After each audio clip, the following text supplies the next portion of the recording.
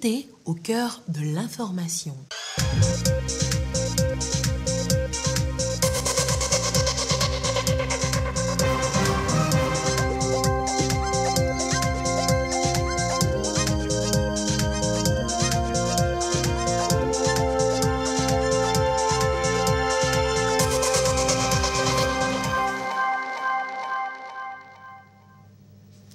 Bonsoir à toutes et à tous. Merci d'être avec nous pour ce journal. Au menu de l'actualité ce samedi, il y a d'abord le lancement officiel du plan climat de la préfecture de Kloto. Les communes peuvent enfin amorcer des actions concrètes pour leur développement. Consommer des aliments chauds dans des sachets en plastique est très dangereux pour la santé. Les experts en appellent à une prise de conscience rapide pour éviter le pire. Également, dans ce journal, la remise de kits d'installation aux volontaires d'engagement citoyen. 12 corps de métier en ont profité. Et puis, nous irons en fin d'édition à la découverte de la cascade de Womé, l'un des atouts touristiques de la région des Plateaux. Voilà pour les titres. Bienvenue. D'abord, les activités de Madame le Premier ministre Victoire Tomiga-Dogbe, des audiences accordées du MCC Millennium Challenge Corporation en mission au Togo. Madame le Premier ministre a échangé également avec le président de la Cour des comptes de l'UEMOA, Kwame Meeso, qui est allé plaider pour la ratification du protocole additionnel de la Cour des comptes de l'UEMOA par le Togo. Arnold Kili.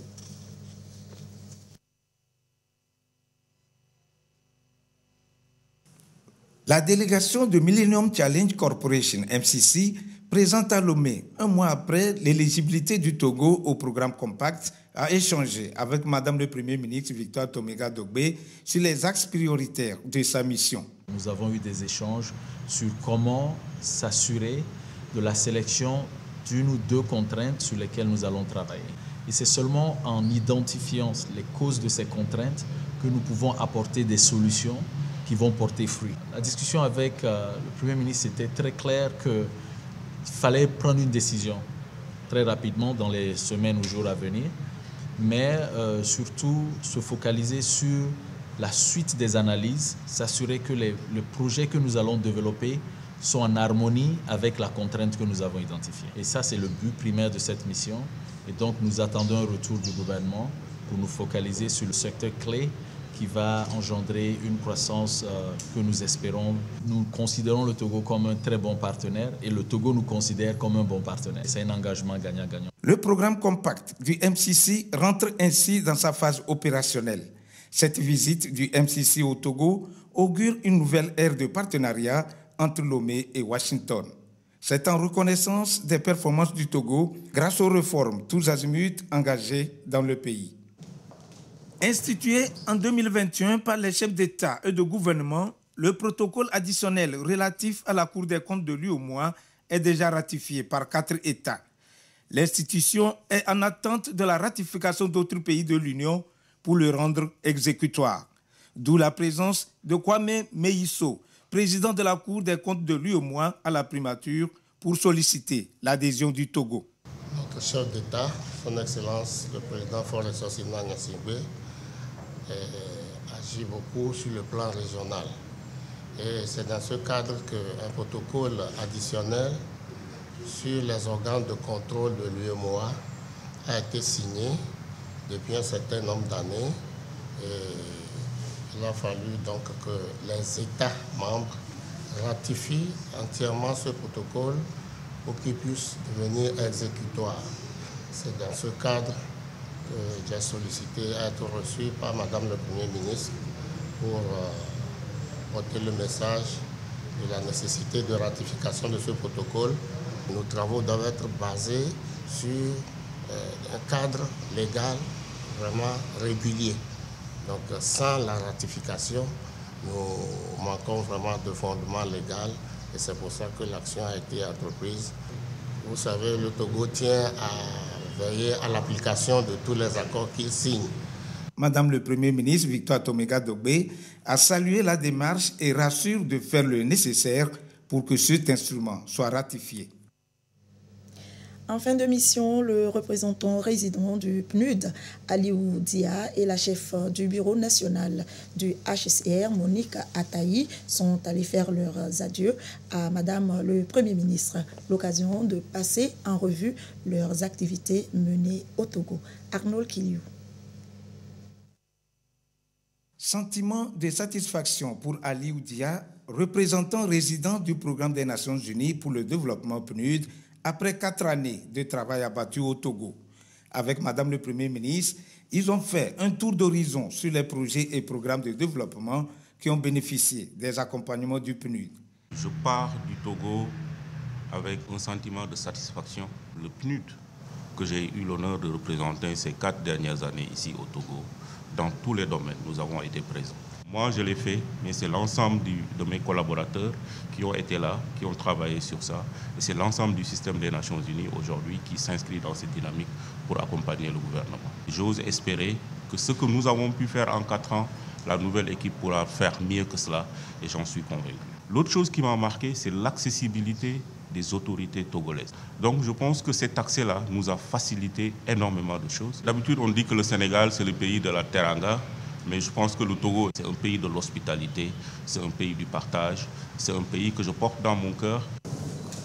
Après 5 années passées au Togo en tant que chef bureau national du Haut Commissariat aux réfugiés HCR, Ataï Edo Monique est en fin de mission. Nous avons échangé sur les 5 ans que nous avons passés au Togo et aussi sur les perspectives. Il y a un nouveau représentant qui est nommé, basé à Dakar, qui sera probablement en mission à la fin de cette semaine ou avant la fin du mois et présenter aussi ses civilités au gouvernement. Je voulais saisir l'occasion pour dire un sincère merci aux autorités qui ne ménagent aucun effort pour redonner ce sourire-là à ces personnes qui ont fui leur pays pour se retrouver au Togo. Selon les statistiques, le Togo a encore plus de 10 000 réfugiés et avec la crise du Sahel, il y a des réfugiés burkinabés qui se retrouvent au Togo. Avant de quitter Lomé pour d'autres destinations, les 2 fonctionnaires onusiens ont témoigné leur gratitude aux autorités togolaises et à l'ensemble de la population pour l'hospitalité légendaire dont ils ont bénéficié dans le pays. Nous l'annoncions en titre, la préfecture de Kloto dispose désormais d'un plan d'action pour le développement de ses communes. Un plan climat qui se veut respectueux de l'environnement. Coût de sa mise en œuvre, 20 milliards de francs CFA. Isaka Aruna, en savoir davantage. Pour les 5 prochaines années, la préfecture de Kloto a un cadre de référence en matière de développement. Le plan d'action pour l'accès à l'énergie durable et le climat de ces 3 communes est ici officialisé. Il est destiné à révolutionner le développement du milieu. La région de Kloto, traditionnellement, Dieu a béni cette région. Malheureusement, l'homme a transformé la nature. Nous sommes arrivés à un dérèglement climatique. Il est donc important qu'on signe un plan qui nous permettra de nous adapter aux réalités pour essayer de régler définitivement les problèmes climatiques dans notre région. Le plan s'inscrit dans la politique de décentralisation du pays, de quoi satisfaire la fêtière des communes du Togo. Les communes signataires révèlent de fort belle manière l'une des vertus du mécanisme de l'intercommunalité qui nous est suggéré dans la loi sur la décentralisation et les libertés locales. Le résultat auquel elles sont parvenues est bien la preuve que la mise en synergie des actions est toujours une bonne option. C'est ainsi, en nous tenant par la main, en faisant concourir nos forces et en portant ensemble nos faiblesses, que nous grandirons pour le succès de la décentralisation et le bonheur de nos administrés. C'est un document stratégique et opérationnel élaboré avec le concours de plusieurs partenaires. Ceci marque déjà leur disponibilité à accompagner la mise en œuvre de ce plan. Ce plan témoigne d'une prise de conscience et d'une prise en main remarquable de votre part, s'agissant de votre avenir et du développement de votre territoire. Vous pouvez donc compter sur nous pour vous accompagner sur ce chemin que vous avez tracé. Les 3 communes de Kloto adhèrent ainsi à la Convention des maires pour l'Afrique subsaharienne. un cadre de soutien de l'Union européenne à l'action climatique des collectivités africaines. À travers les différentes étapes qui ont permis d'aboutir aux 10 plans, elles ont montré que leurs défis climatiques et énergétiques sont mieux connus à l'échelle locale. Ainsi, les 3 communes peuvent mieux participer à l'effort national tout en choisissant les projets de développement appropriés. Permettez-moi donc de vous assurer, messieurs les maires, de l'accompagnement de notre gouvernement dans la mise en œuvre de ce plan. Par ailleurs, je saisis cette opportunité pour lancer une invite à l'endroit de l'ensemble des communes de notre pays afin qu'elles emboîtent les pas à leur chère commune Cloto 1, Cloto 2, Cloto 3. Après l'officialisation, place à la mobilisation des ressources indispensables à la mise en œuvre de ce plan. Ceci en faveur du développement moderne des 3 communes. Pendant ce temps, les communes Golfe 1 et Vaud 4 ont signé de leur côté un gros contrat, une convention de partenariat pour la mise en œuvre du projet de production et de commercialisation des produits de la ruche, du miel bio et en quantité avec des techniques modernes d'apiculture. Marie-Reine Abeta, commentaire sur image, Yasmine Kodjia. Les communes Golfe 1 et Vaud 4, 2 communes sœurs désormais unies pour promouvoir la production et la commercialisation du miel par la pratique des techniques modernes d'apiculture. Cette signature de convention scelle donc le partenariat entre les 2 communes qui y voient déjà grand. Nous sommes là pour le développement de nos communes. Donc le développement devait passer par les projets et comme nous venons de l'accueillir aujourd'hui, c'est une grande joie pour nous. Nous allons mettre en place des mécanismes qui pourraient permettre au bon aboutissement du projet. Le partenariat est parti pour durer des années. Les 2 communes trouvent un catalyseur pour plus de profit dans le domaine de l'apiculture. Les abeilles constituent un facteur vraiment important pour le maintien de la biodiversité et la protection de la faune. Et sur le plan de richesse, ce projet va engendrer des ressources financières. Nous sommes amenés à coopérer entre les communes et le choix est porté sur la commune Vaud 4 par rapport à la potentialité que donne cette commune à travers l'existence des zones de forêt. Et nous avons eu à réfléchir sur l'existence de cette potentialité qu'un projet apicole peut permettre à nos deux communes de travailler. Coût total du projet, 71 millions de francs CFA. Ce partenariat se veut pérenne pour l'aboutissement des différents projets des municipalités, mais également pour la garantie d'emploi à la jeunesse. À Atapamé s'est tenue une réunion des acteurs de l'enseignement technique et de l'artisanat. Une session de formation pour outiller les responsables des centres de formation technique sur la gestion administrative. Sylvain Abdou. Ils mutualisent leurs efforts pour plus de résultats au sein de leur sous-secteur. Il s'agit des responsables des établissements, des enseignements techniques et de la formation professionnelle. Ici, ils sont à l'école de la gestion administrative du personnel, mais aussi sur la maîtrise du système de suivi-évaluation. Des modules pour bien les outiller afin de mieux répondre aux projets P9 et P10 de la feuille de route gouvernementale. Il est question de renforcer les capacités des premier responsable des établissements et centres de formation technique et professionnelle en gestion axée sur les résultats, en gestion des projets d'établissement, en délégation de pouvoir et sur le leadership mobilisant et dans le but de les amener à optimiser et rationaliser les ressources mises à la disposition des centres de formation pour atteindre des résultats beaucoup plus pertinents. L'impact, c'est que nous verrons les chefs d'établissement et leurs collaborateurs améliorer la gestion quotidienne de façon que le chef ne soit pas celui-là qui fait tout seul, mais celui-là qui fait faire en restant le maître du jeu.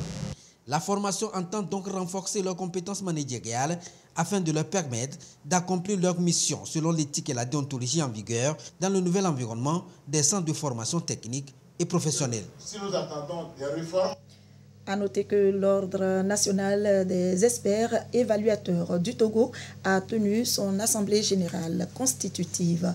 Un nouveau bureau a été mis sur pied pour accompagner les projets de développement aux côtés du gouvernement afin d'améliorer les conditions de vie des populations. Gisèle Kozona. Issu de cette assemblée générale constitutive, le nouveau bureau de l'Ordre national des experts évaluateurs du Togo est mis en place. À sa tête, Essozmna Takuda Pacha. Constitué de 9 membres, ce nouveau bureau a un mandat de 3 ans renouvelable une fois. Pour les 3 premières années, la feuille de route est déjà définie. L'évaluation devient un outil incontournable.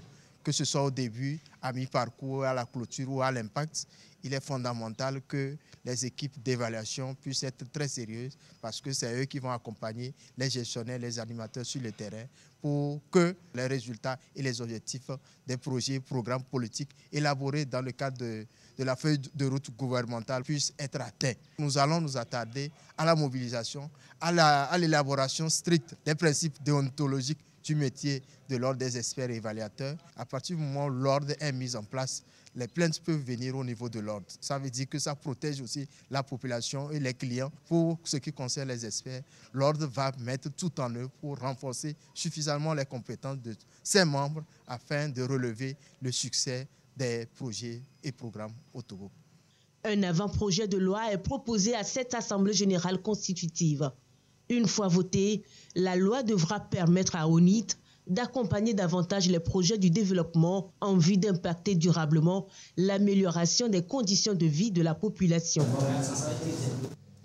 La réhabilitation du marché d'Adaoulato est en cours. Les travaux vont bon train. Tous les acteurs mettent la main à la pâte pour accélérer les choses. Yasmine Koudia y a fait un tour reportage. Voici le nouveau visage du marché d'Adaoulato. Le célèbre et légendaire Asigame de Lomé, dévasté par un incendie il y a 10 ans, est en reconstruction pour faire revivre ce grand espace d'échange de gros et de détails.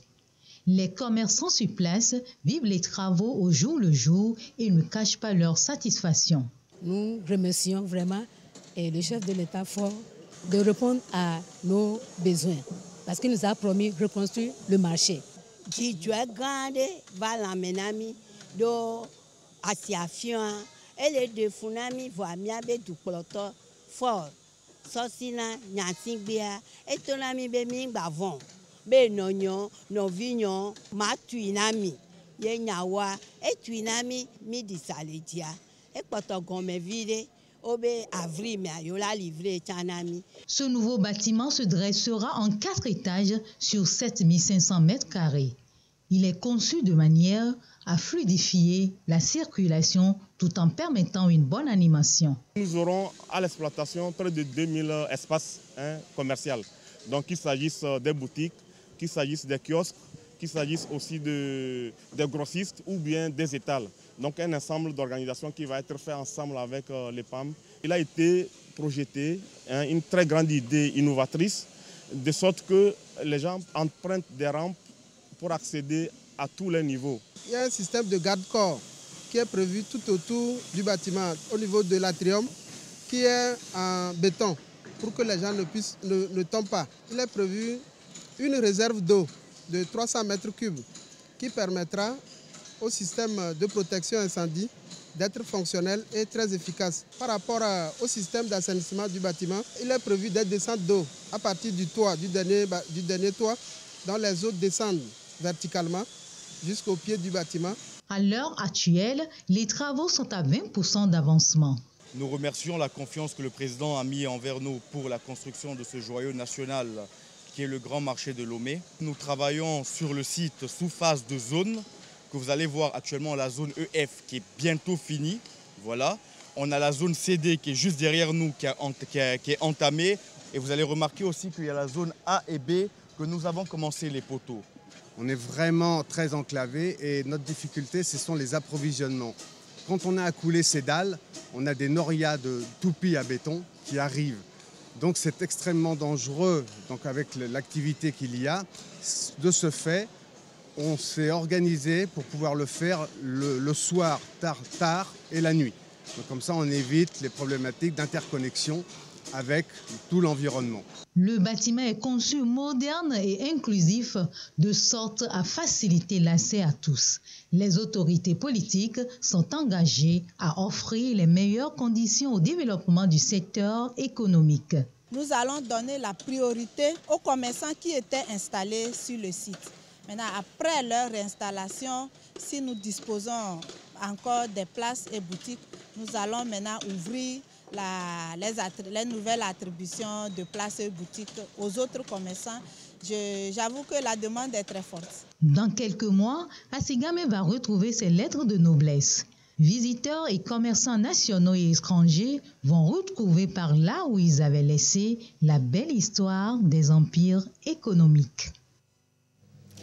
Halte à la consommation des aliments chauds dans des sachets plastiques. C'est nocif à la santé. Les experts attirent notre attention là-dessus dans ce dossier que nous propose Edwige Atakba Bassabi, reportage présenté par Dodo Waré. La pratique persiste. Riz, bouilli, beignets et bien d'autres aliments chauds servis dans des sachets ou autres contenants plastiques. Le risque est énorme pour la santé.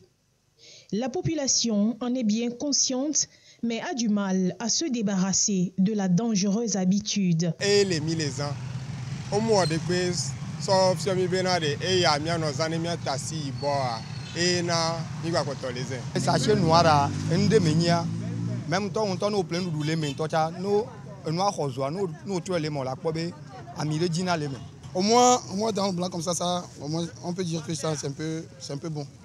Mais dans le noir, si on met dans le noir, bon, c'est pas bon. Les effets toxiques des sachets plastiques proviennent de l'interaction entre les composants chimiques et la chaleur. Les sachets plastiques sont constitués principalement de polymères. Les polymères sont des grosses molécules qu'on appelle macromolécules, dont la masse molaire minimale est 1000 grammes par mol et qui sont constitués par l'agencement des petites molécules qu'on appelle les monomères. Il y a des noirs, il y a des jaunes, il y a des additifs qu'on y met pour donner la couleur. Plastique en sachet ou autres contenants forment avec la chaleur un duo perdant pour la santé. Que l'on mange du chaud ou que l'on inhale de la fumée de sa carbonisation, on risque de l'irritation aux menaces cancérigènes. La chaleur peut entraîner la dégradation de ces doubles liaisons qui peuvent produire des radicaux. Les radicaux sont dangereux pour l'organisme et ça peut provoquer des réactions en chaîne, par exemple le cancer. C'est ça qui fait aujourd'hui on ne comprend pas beaucoup de pathologies, le diabète, l'hypertension artérielle. Il y a des additifs qu'on met pour apporter des propriétés à ces plastiques. Par exemple, les phtalates, pour renforcer la flexibilité, qui peuvent avoir des conséquences, par exemple, sur les hormones, sur les spermatozoïdes. Maintenant que l'on sait qu'au contact d'une substance chaude, les composants du plastique peuvent migrer dans celle-ci, l'envie d'y mettre nos plats brûlants devrait nous passer. Surtout qu'il existe diverses alternatives. Les bocaux ou autres contenants en verre, bois ou en papier notamment. Mais si l'amour du plastique ne vous passe pas, Perdez quelques minutes pour refroidir les repas avant de les y mettre pour ne pas perdre votre bonne santé. Voilà qui est dit. Passons tout de suite à l'actualité internationale. À la une, le 36e sommet de l'Union africaine qui s'est ouvert ce samedi à Addis Abeba. 55 pays prennent part.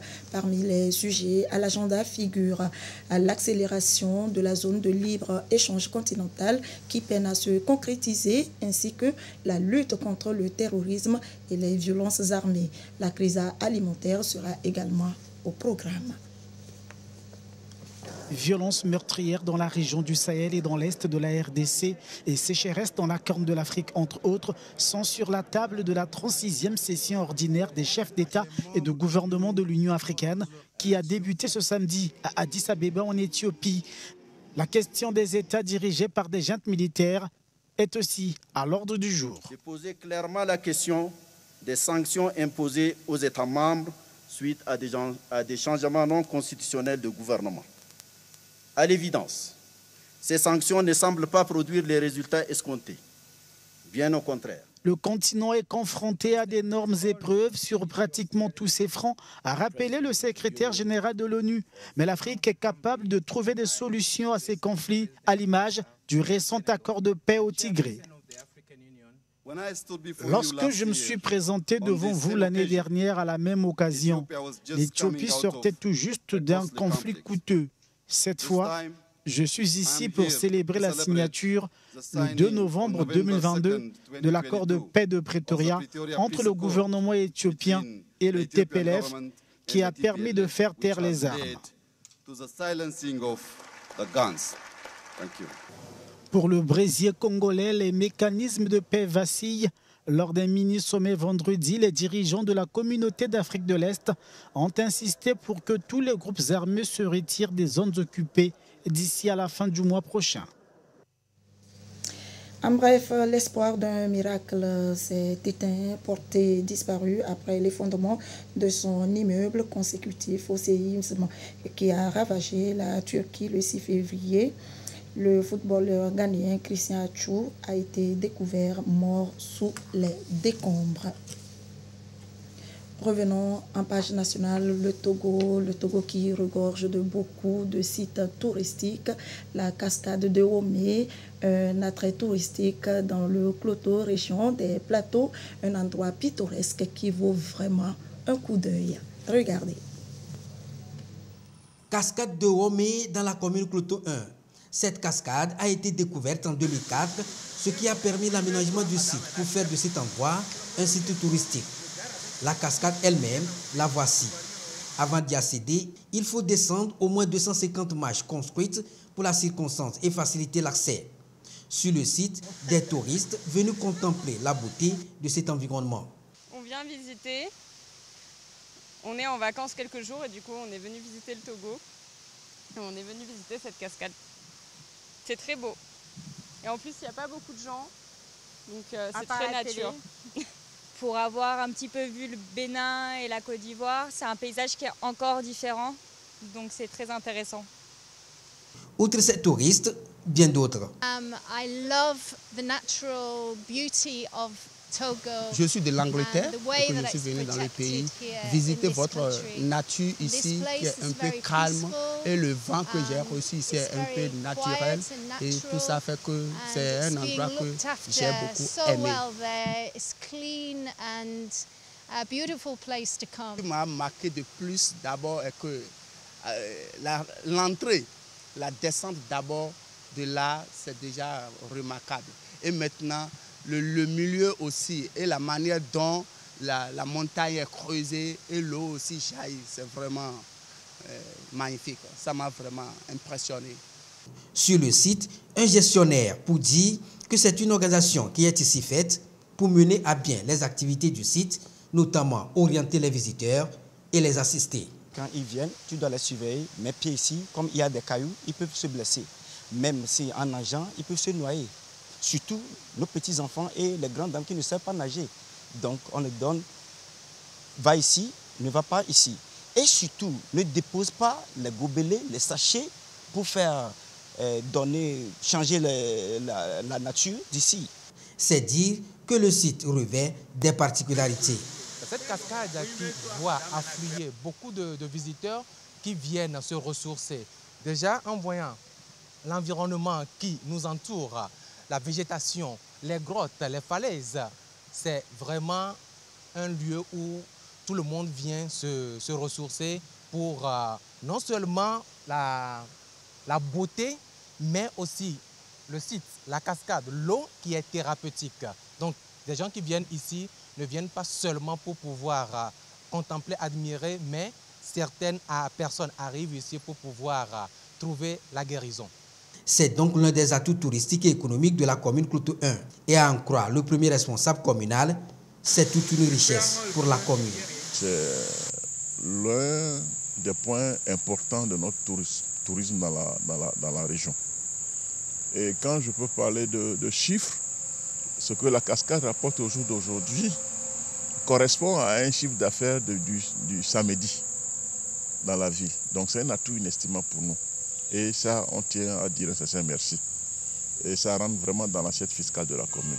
Et ça permet également de payer des ristournes donc aux communautés villageoises pour faire des développements sociaux dans leur localité. La construction de ponts, la construction des toilettes, etc. Plusieurs convergent vers cette cascade qui aujourd'hui constitue l'un des sites touristiques dans le milieu. Sur le site, un local d'accueil pour l'enregistrement des préalables avant l'accès à la cascade elle-même. Vous suivrez la retransmission en direct de la 10e édition du Festival international de la mode Togocom Fimo 228 à partir de 20h45 sur la télévision togolaise. Et c'est ainsi que se termine ce journal. Merci de votre attention. Restez toujours avec nous. Nos programmes se poursuivent. Merci de votre fidélité et très belle soirée à vous.